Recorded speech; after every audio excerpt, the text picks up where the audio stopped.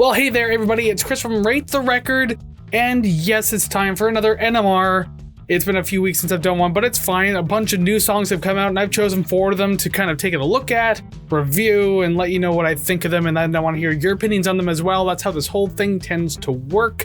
We can get that started in a moment. But first, I scooch on over to this side of the screen so I can let you know that if you like what you see and are here today, there's one thing, a bunch of things, or all the things I'm about to list that you can do to help show your support for the show, and it is the following. Like, subscribe, rate, share, comment, and follow. 6 quick, free, and easy things, as I said, that you can literally do right now, a little later on, but either way, I appreciate the support, and without further ado, let's get it started. So first up on the list today, we have the band The Lemon Twigs, and they've got a brand new track, I've Got a Broken Heart.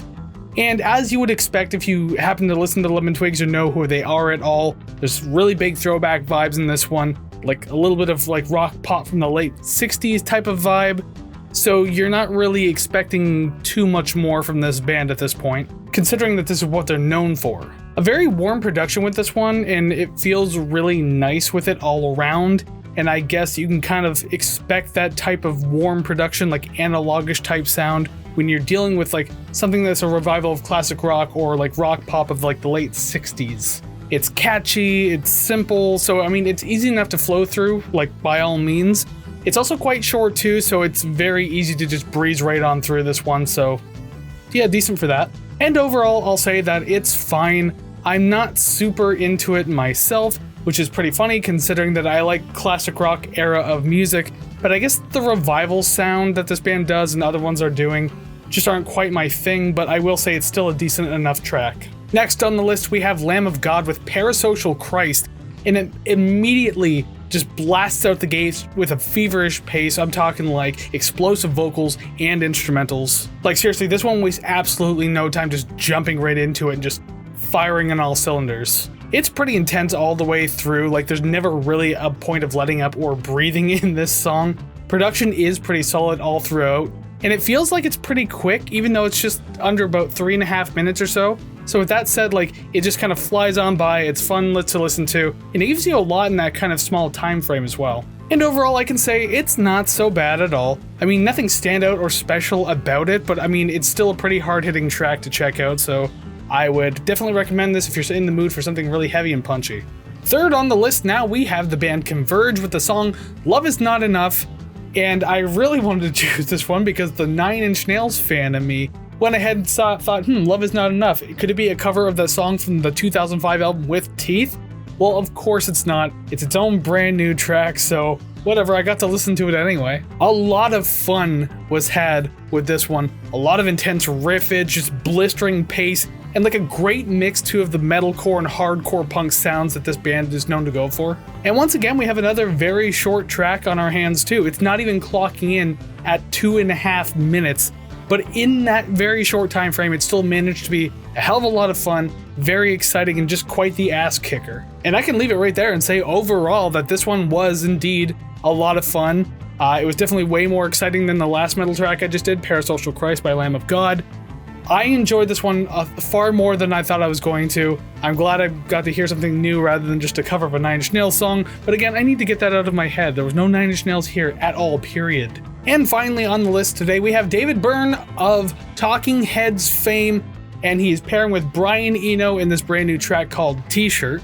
It's a fun little flow throughout this entire composition, and a lot of interesting little percussive layers kind of sprinkled all throughout the mix that really kind of enhance the overall liveliness of the track. And don't get me wrong, the track is pretty lively as it is, but it's just those extra little layers that do that much more for it, and I think it's very enjoyable because of that. It's very dancey, but it also has some very laid back and easygoing moments, which are very nice to have.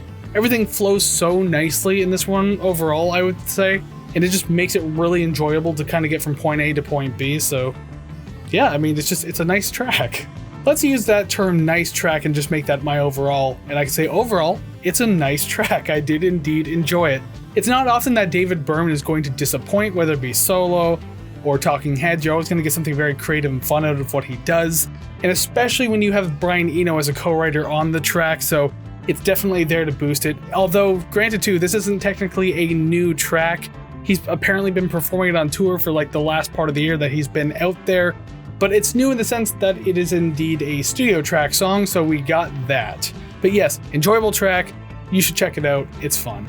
And that's all I have for the NMR this week, so thank you very much for joining me, hanging out, and listening to these tracks. And if you did indeed listen to these tracks, please do me a favor, down in the comments below, let me know your opinions about these tracks. Did you love them? Did you hate them?